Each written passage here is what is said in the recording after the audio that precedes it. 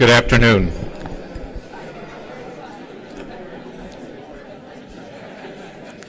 Good afternoon, ladies and gentlemen. While you're finishing your lunch, we'll get started with our program. First, on behalf of the Frank Church Institute and the Frank Church Conference, let me thank once more our media sponsors, Idaho Public Television, Boise State Public Radio, and the Boise Weekly. We appreciate your media support.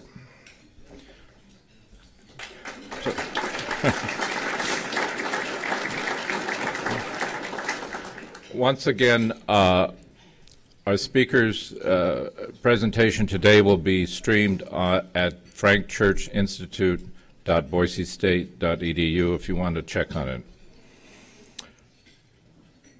Ambassador Molly Williamson, although she says I should call her Her Excellency, Molly, who's been here before, so I've become a friend of hers. She currently is a scholar at the Middle East Institute in Washington, D.C., but she's held many high-level positions in the government. She's a former Deputy Assistant Secretary of Commerce for Middle East Trade Relations, former Acting Assistant Secretary of State for UN Peacekeeping, former Deputy Assistant Secretary of Defense, and then she was also a high-ranking official in the Department of Energy. She's also a former chief of mission in Jerusalem. She has a wide-ranging experience in the Middle East, and that's why we've asked her to come today to talk about the implications for global energy security. Molly Williams.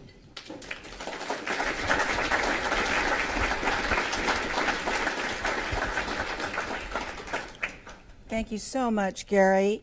And Gary and Yvonne have been just so gracious and so generous as hosts, and I'm very grateful that they've asked me to come for the Frank Church Institute's conference this year. The last time I was here was almost exactly 3 years ago, and I enjoyed the Boise experience, the Boise hospitality, and I dare say this has become quite the happening place. So I'm grateful for the honor to be invited back, and thank you for coming. What I'm doing here is setting up these things, you know. The only reason is my 4-year-old granddaughter is not here to do it for me. She really knows this stuff. She just needs to master, speaking. But we got her past the potty training a year and a half ago, so I figure it's all right, The last time I was here, I talked about energy and the global economy and the relationships.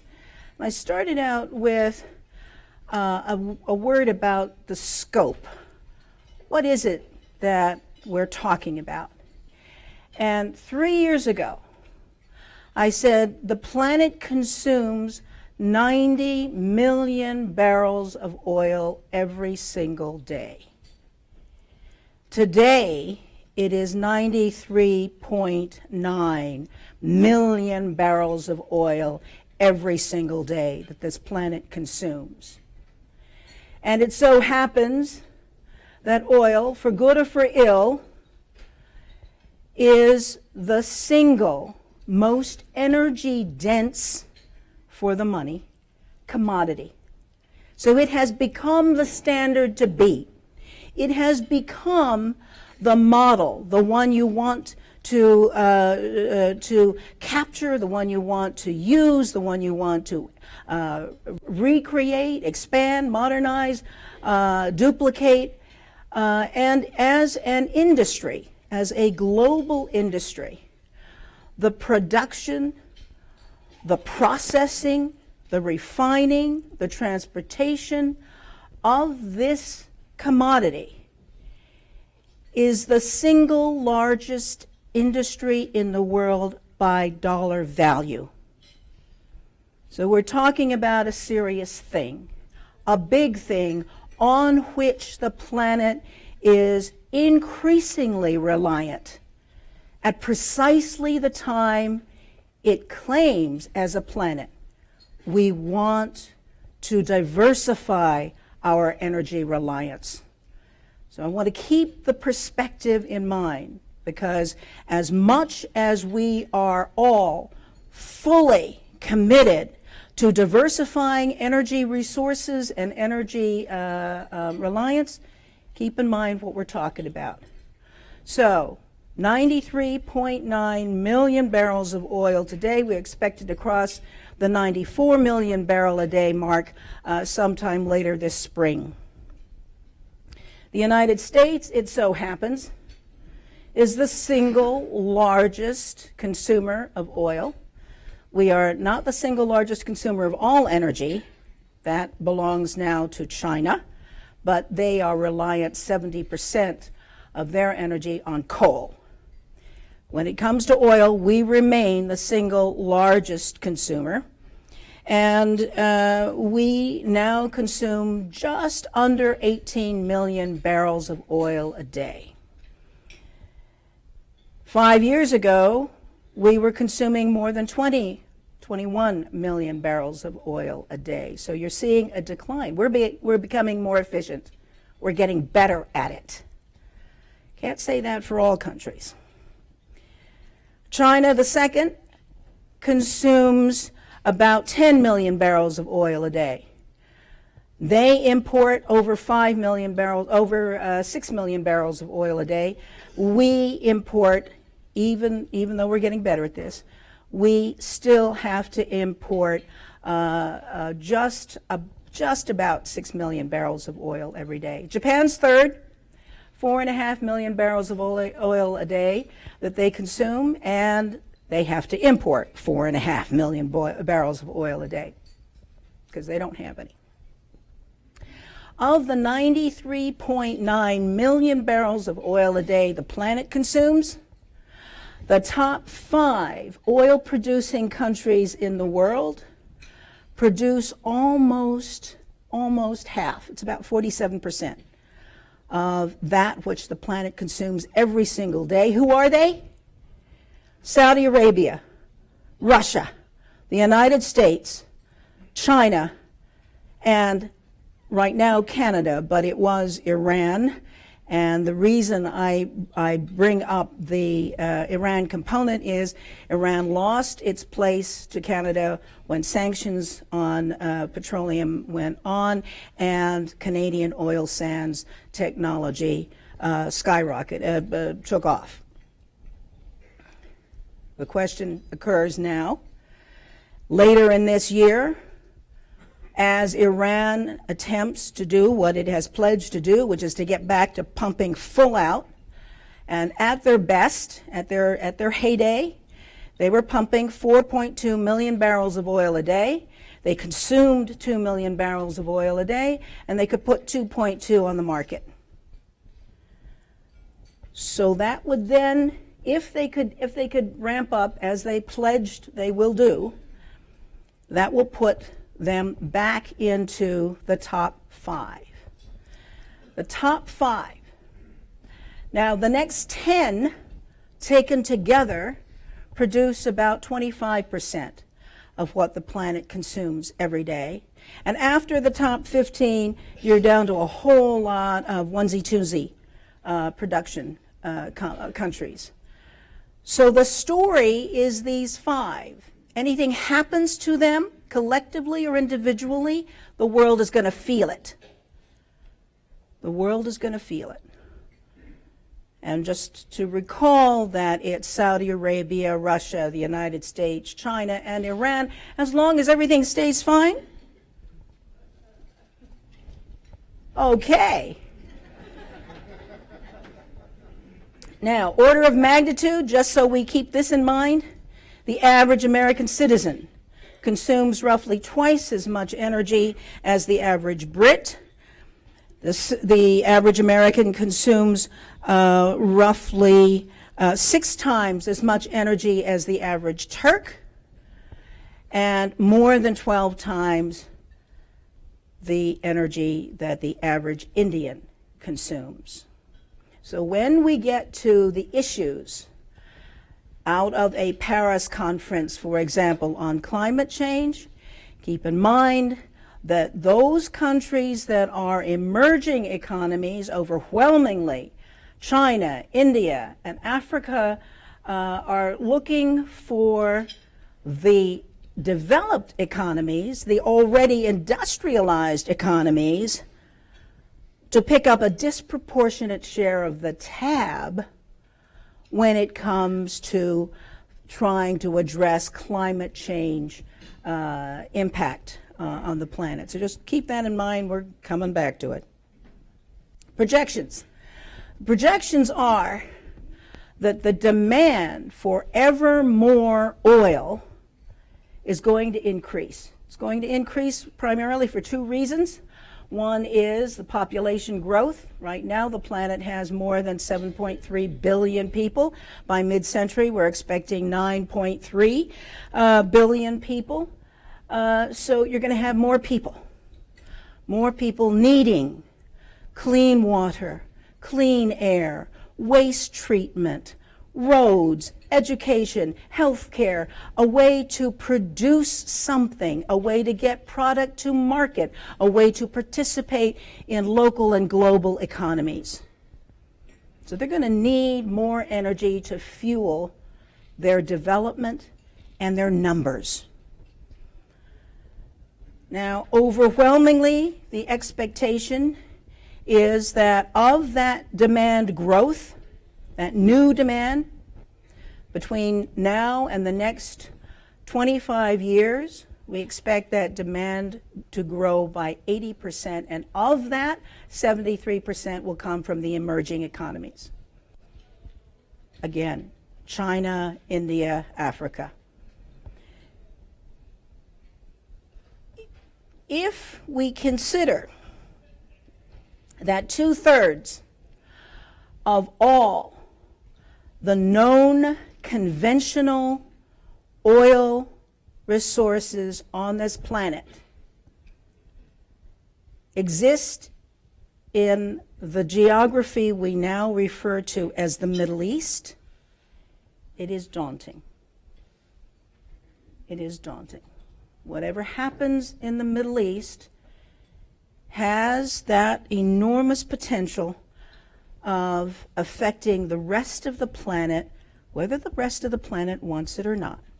So as we see unrest emerging in the Middle East, and we say, you know, we can't keep track. We can't keep track of how many enemies there are. We can't agree on who's the enemy. We can't agree on which enemy is the worst one we should take out first. And that's if you could take them out.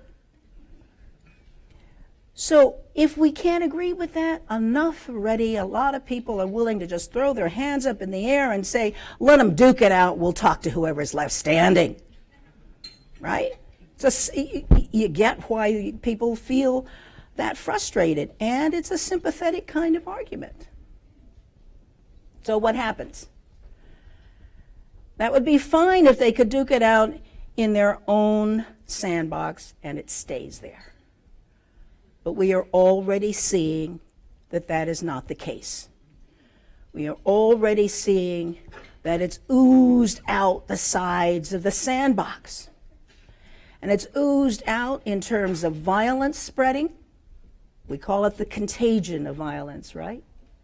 It's oozed out in terms of people who feel they have no future in this region. No matter how many centuries their families have been there, they have to cut and run, find someplace safer to live, find someplace easier to live, find someplace where you can raise your young and educate them and have hope that people can have a livelihood in some form of safe environment.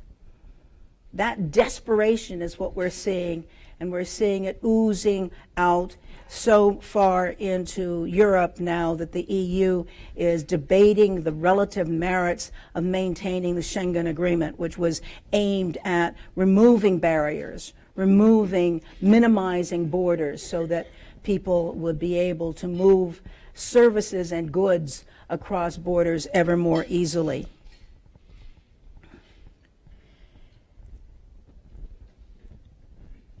More to the point, 40%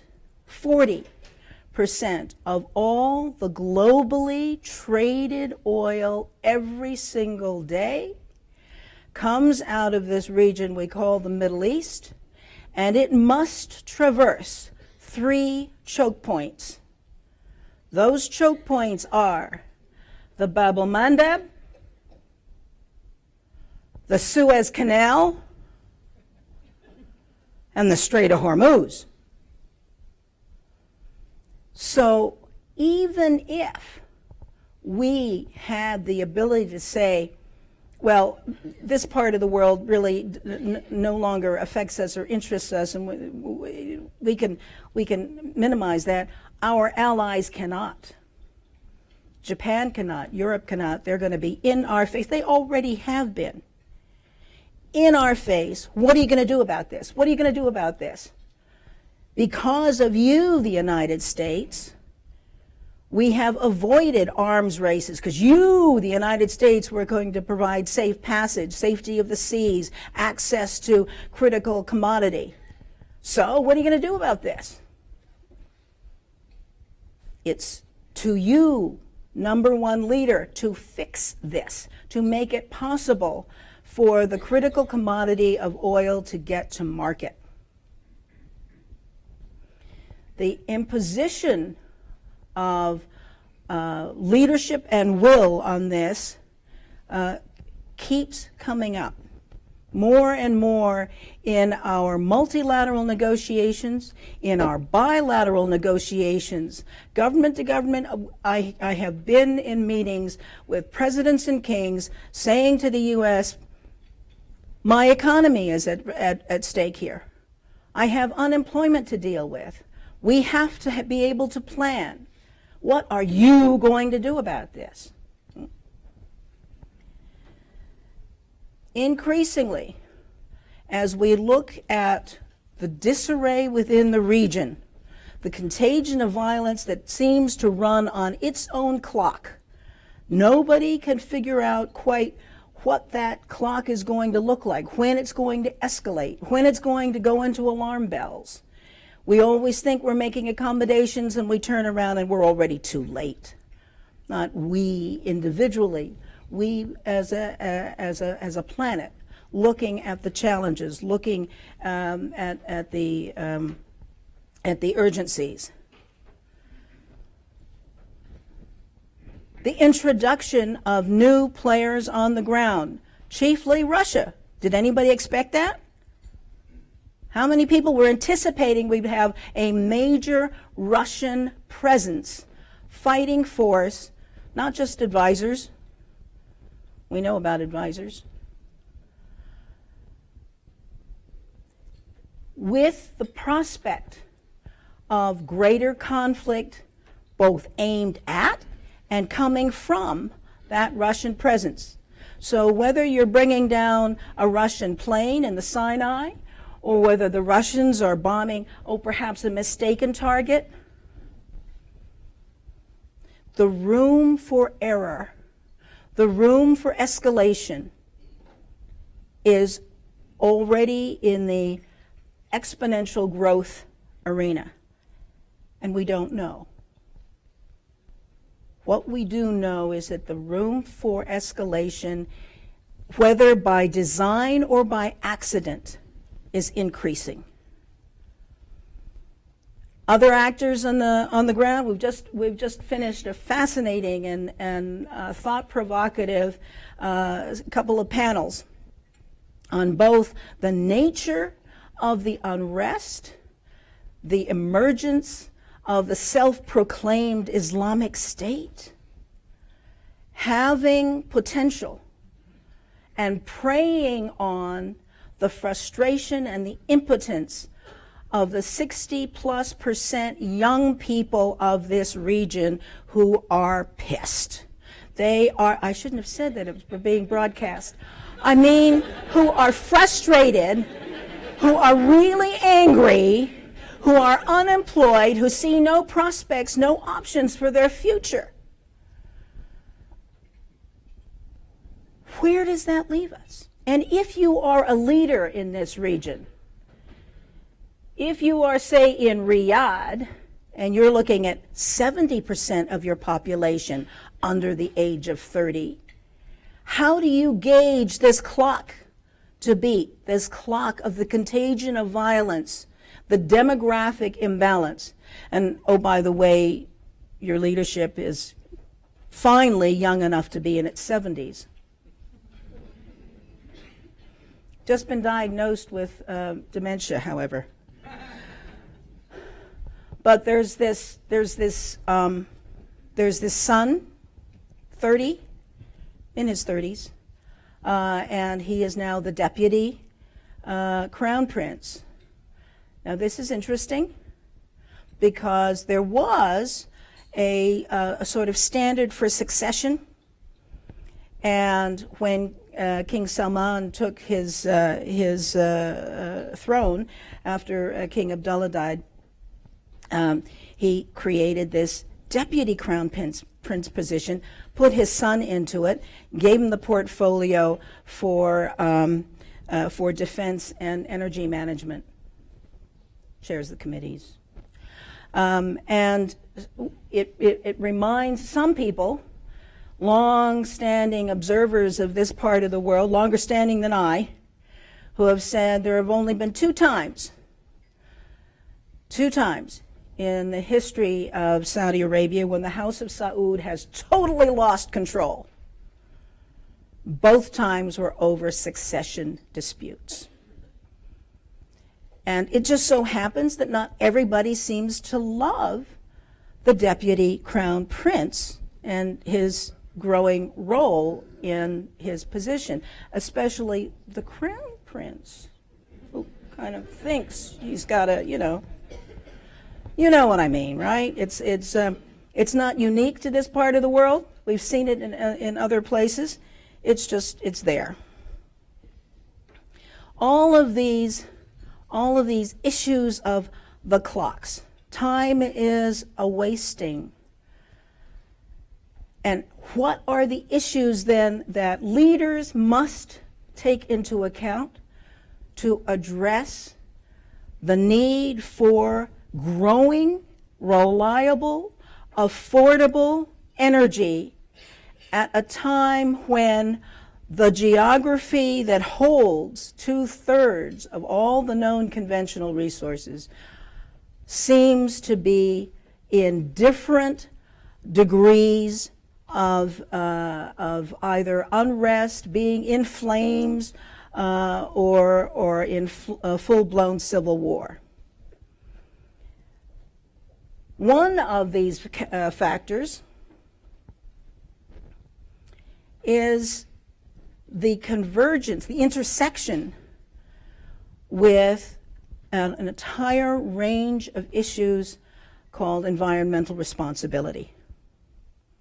So, yes, we happen to have the world's largest supply of coal, and it's cheap. And it has been providing, up until the last 5 years, more than 50% of all the electricity in the United States. But it's dirty. And to be responsible, you have to move away from it. You have to think about it in different forms, in different terms. What does this mean? If you are looking at nuclear options, and 20% of our electricity is supplied by nuclear electricity generation right now, it is clean, it is reliable, it is not cheap when you are trying to get started. Once you've gotten started, it's almost free, but when you're getting started, it's a major arm and leg. It's going to cost. It's going to cost somewhere. A lot of people like hydrogen, because then your only byproduct is water vapor. Well, that's great. But right now, the processing of gasoline to make Hydrogen, it takes 3 to 5 gallons of gasoline to make enough hydrogen to go the distance of 1 gallon of gasoline. Now I ask you. That project needs work, clearly. So the intersection of energy, environmental responsibility, and affordability, the economy. Where is the money going to come from all this? Right now, the growth in the United States of solar and wind technology has been fabulous. We have grown by more than 300% in the amount of effort and creativity and innovation that this is providing. Two big issues, if you're thinking about wind and solar. The wind technology is primarily in the Northwest. The solar productivity is primarily in the Southwest. The need is on the East Coast. So the two things to think about is, how do you store the energy? What do you do when the sun isn't shining? What do you do when the wind isn't blowing? And secondly, how do you move the technology? How do you move the energy, the electricity? Right now, today, for every 1 unit of electricity that gets to its destination, we lose 3 as heat. So people like to talk about the importance of a smart grid, being more efficient in how we move this technology. Absolutely important, absolutely essential. Lots of people are working on it. Yay. The combined use of solar and wind generated electricity in the United States comprises 5% of our energy use. If you throw in nuclear, hydro, everything else, algae, thermal, everything else, it's just under 10% of our total energy mix. And the ability to continue to develop full out, to find these alternatives, these renewables, these things that take us away from fossil fuels. And oh, by the way, fossil fuels are always coal, oil, and natural gas. It can include other things, but at a minimum, it is always coal, oil, and natural gas. To move away from those and to be able to embrace the alternatives and renewables that we want to augment the universe of available fuels is going to take decades. This isn't something, even if you have the technology, isn't something you can turn around and have it done by Thursday. The country and the ancillary services that we have established in order to take advantage of the cheap, reliable, available fossil fuel universe of energy is entrenched. It has to be taken into account. It is the standard to beat. So you're in an all-electric car. You just spent your $85,000 for a Tesla. Yes, and you're on the Jersey Turnpike, and you're going. And where are you going to pull over to get a charge? Fill up. The infrastructure. The infrastructure. We have thousands of gas stations in this country. How many electricity charges do we have? And are you going to be prepared to stand there and wait 8 hours for your charge? Let's say we really make headway, it's only 4 hours. It's going to take time. Time, the clock to beat on alternative and renewable technologies is one thing. Making it available for the entire country, having the infrastructure there for 320 million citizens, that's going to take time. The time that the oil-producing countries, those top 5 we were talking about, as they think about environmental responsibilities and how to balance that with the fossil fuel universe. That's one clock that's quite different from the clock of regional violence to be contained, to be estimated, to be thwarted, to be protected against, to be provided for.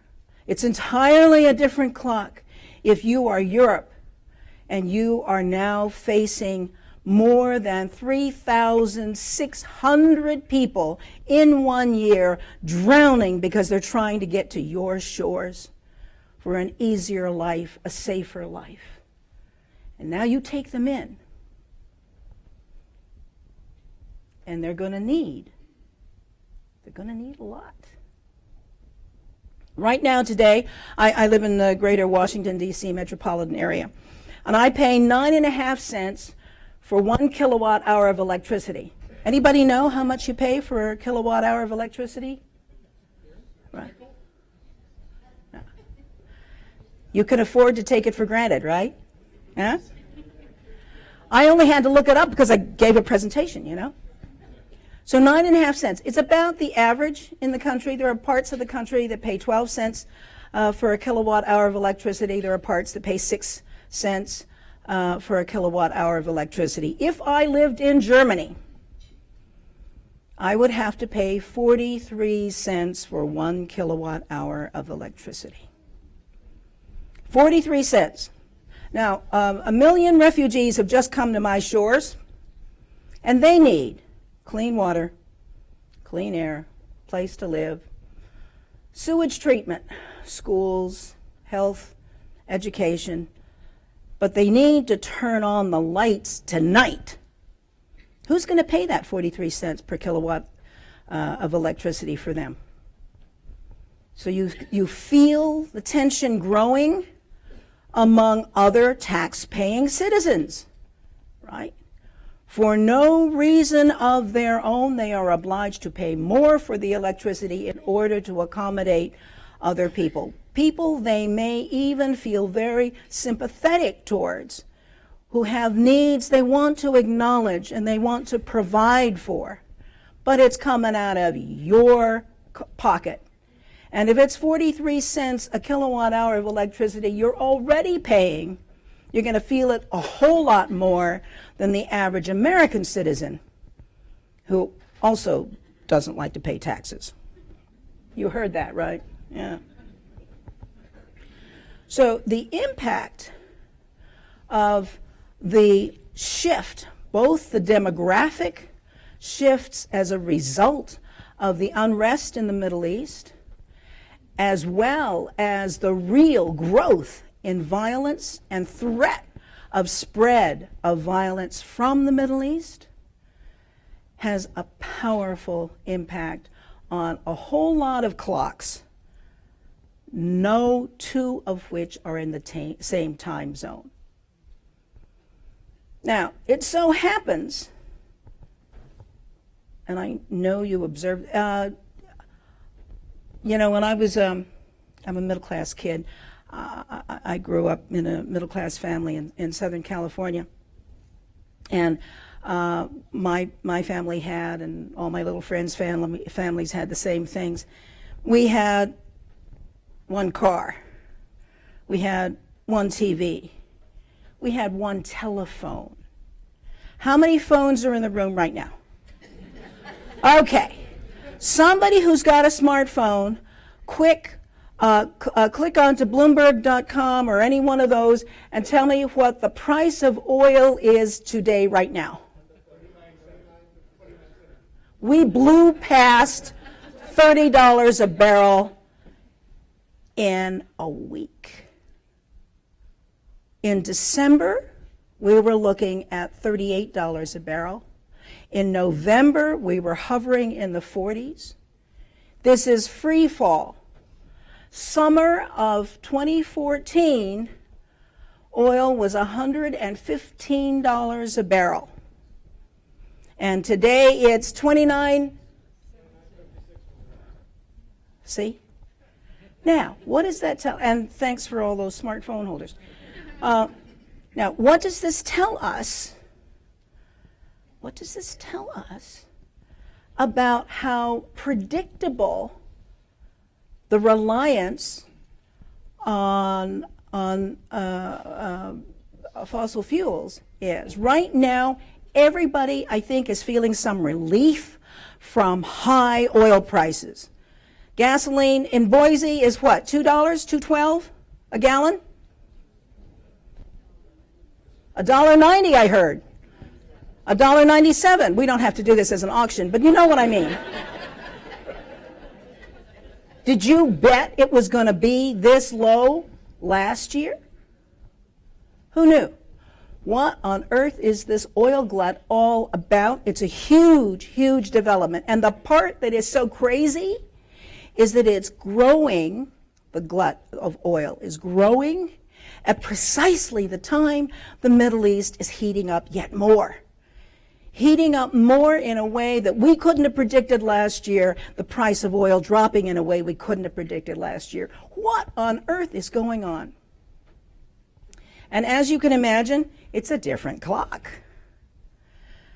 Now, what happened in the original OPEC-Reed-Saudi decision to not control prices by production? So the supply-demand equation that we all studied in school, that's still valid. That's still valid. We are demanding as a planet more in the way of our energy than ever before. 93.9 million barrels of oil a day, that's a record. Last year's 92.5 million barrels of oil a day, that was a record. The year before that, at 90 million barrels a day, that was a record. So the demand growth is solid. If the demand growth is solid, what's happened with the supply that we are now so out of whack that the price has dropped by more than 70% between summer of 2014 and Christmas of last year? And the decision that was taken, people call it OPEC, but in this case it's really Saudi Arabia. Saudi Arabia has the singular attribute of having the largest, single largest reserve of conventional oil on the planet. And they can pump at 10.5 million barrels a day, easy as a regular thing, day after day after day. The thing that's really special about Saudi Arabia is that it can surge to 12.5 million barrels a day if they need to. So if there's a tsunami, if there's an earthquake, if there's a spill in the Gulf of Mexico, the Saudis play the role of swing producer. They ramp up and everybody stays calm. It's all right. It's all right. We haven't run out of oil. We've got enough. It's okay. It's okay. The price can stay stable. If there's too much oil, because they are so big, they are such a top producer, they can cut back. It's okay. Price is staying high. All you producing countries, little Venezuela, don't worry. Little Iran, don't worry. Little Iraq, don't worry. The price will stay up because the Saudis will cut back, right? Well, the Saudis said, you know, it seems every time we cut back, everybody else makes more money. We cut back, they're still pumping full out, and they're getting more market share. They're making more money. So who is this benefiting, says the Saudis? One, yes, is the Venezuelans, the Iranians, and the Iraqis, but in particular the Venezuelans, who were just the yappy dog in the yard. They were screaming and complaining because why? They need their sweet spot to have revenues match expenditures is $131 a barrel. So they're complaining, Saudi, you have to cut back more so the price will go up so we can be solvent. right? Venezuela's being right nasty and complaining about this, and the Saudis say, go away, stop this. And it's not working. A non-OPEC member, Russia, and Russia is able to produce so much oil that they can switch back and forth with the Saudis on being the #1 producer easily, right? So the Russians could produce 10.6 million barrels a day. We're #1. Everybody should remember that. It's not the Saudis, it's the Russians. You need us. Come on. Right? Well, the Russians need $121 a barrel for their sweet spot of equilibrium. The Saudis can manage their budget at roughly $106 a barrel. So they're perfectly willing to let everybody else complain. They can manage, and they are so big as a resource, right? When the Russians and Iran in particular, Venezuela just keeps on yapping. Venezuela's not going to make it to dessert. It's just a terrible, terrible situation. When the Russians and the Iranians together very clearly, very dramatically, not just supported Assad's regime in Damascus as a matter of rhetoric, not just protect with a veto in the Security Council or a little extra help through Hezbollah routes and a little extra weaponry off the side. No, now they're truly engaged. We're talking on the ground, participating forces. With that, the Saudis decided, the Russians, the Iranians, the Venezuelans are going to get their lesson no matter what. Have to be taught. The Saudis believed, we think, at the time they made their decision, that they could keep, because they had large hard currency reserves. They had, at the time, more than 700 billion. It was less than $1 trillion, but more than 700 billion dollars in hard currency reserve. That they could weather any storm. Let the price drop. Let everybody suffer. We know who wants to. We know who needs to suffer. It's the Venezuelans. It's the Russians. It's Iran and Iraq.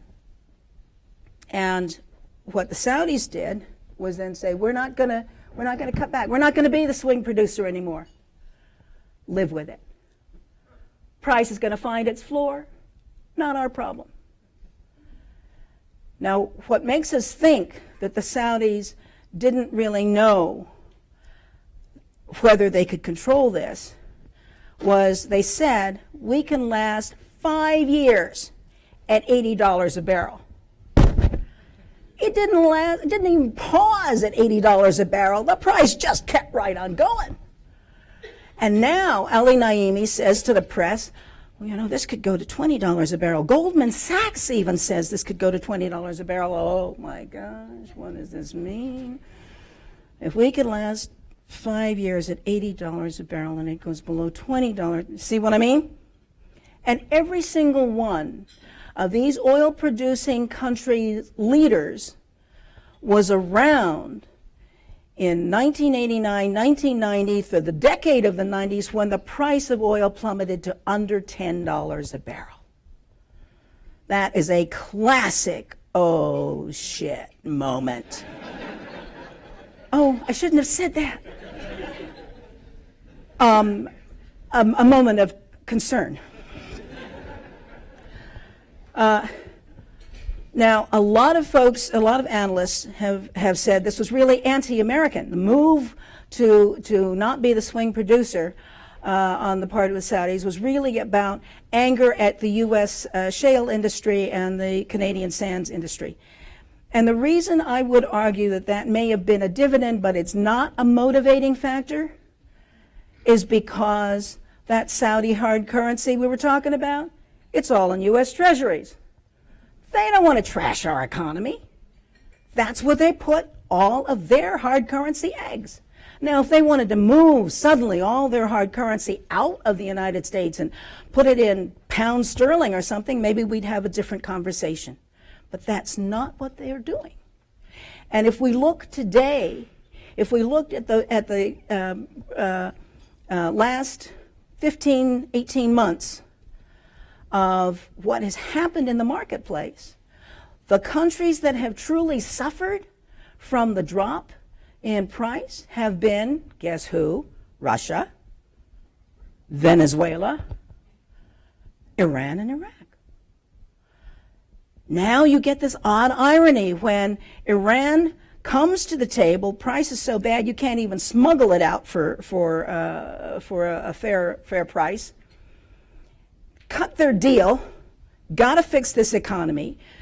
Iranian economists claim they're going to need 20 years to get back to where they were before the sanctions began, which means just in time for the Green Revolution again, right?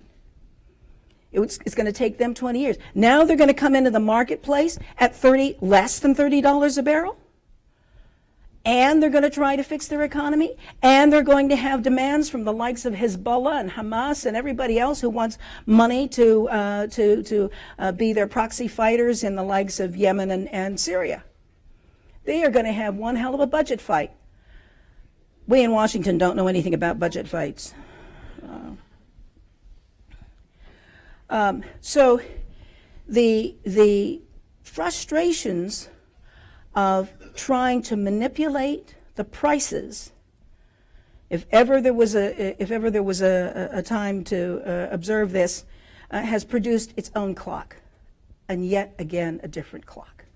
What is going to happen to make that supply-demand equation come into place? It depends on where this is at the time. Right now, global capacity to store the oil, because nobody wanted to stop pumping.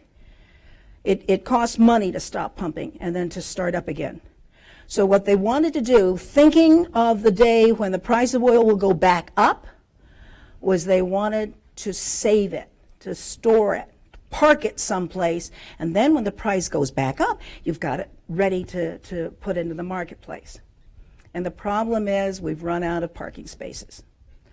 We have run out of tankers.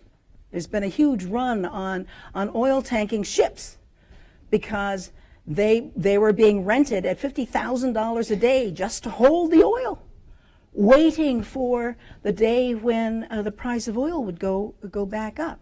Well, that's not happening. Our strategic petroleum reserve is at 87% capacity already.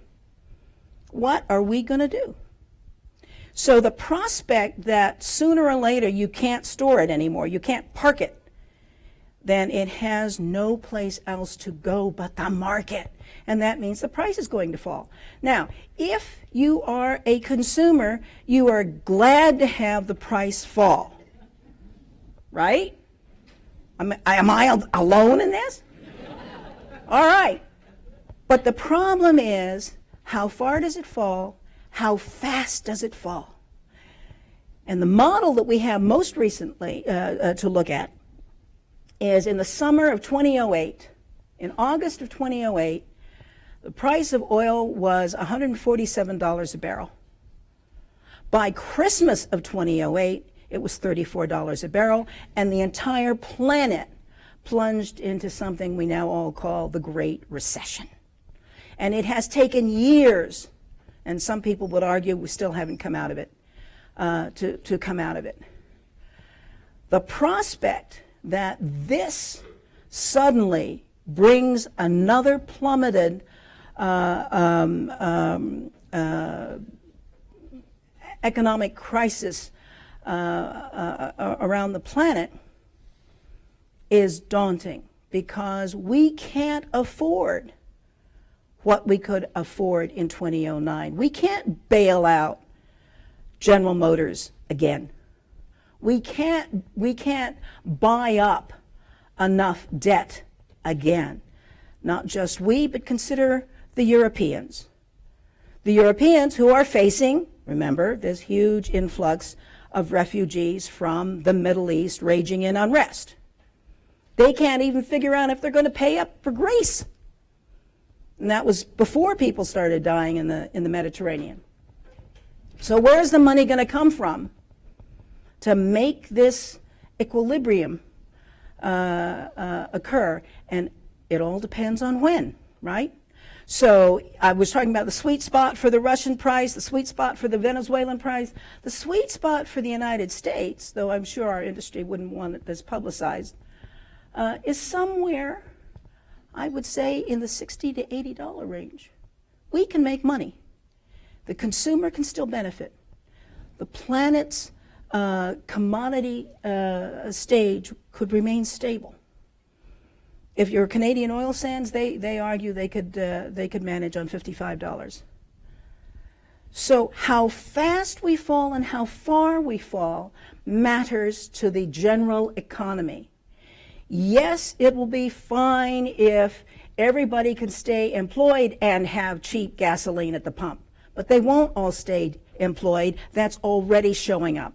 We already have a whole range of ancillary service industries, not just the oil and gas industry, who are losing jobs.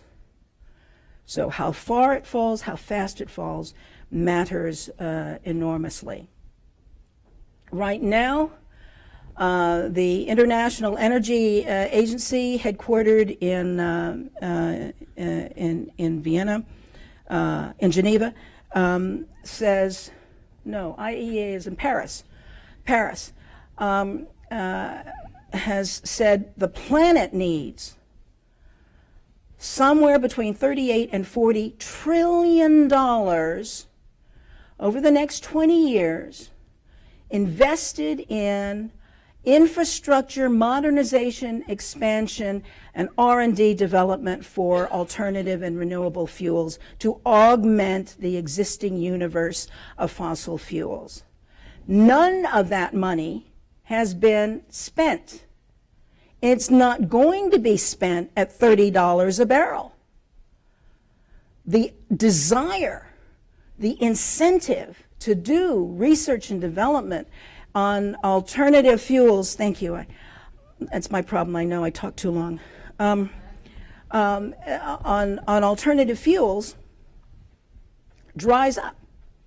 If you can't make money at $30 a barrel, that's the standard to beat, okay, then you're not going to do it. You would be a fool to work on alternative technologies and renewable energies if at day one of production you're going to lose money.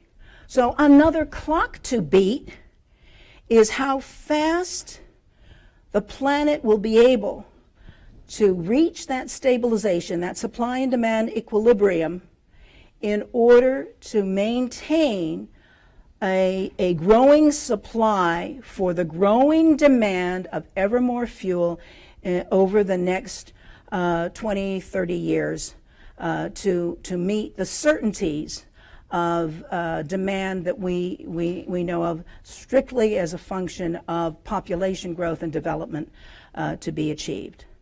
I have overtalked my time. There are cute stories to tell, and I can't do them. All right, so there are a whole bunch of clocks, no two of which are in the same time zone, affecting both factors, regions, country priorities, national priorities, social investments that have to be addressed, we know, in the course of at least the next 20 years. And what we're looking at in terms of unrest in the region that sits atop 2/3 of all the known conventional oil reserve is that those issues are not going to be resolved in the course of the next 20 to 30 years. So I've overtalked my time. How about it? Do we have time? I'm willing to do questions if. You may have to leave, but anyone who wants to stay and ask questions, we'll just continue. Thank you.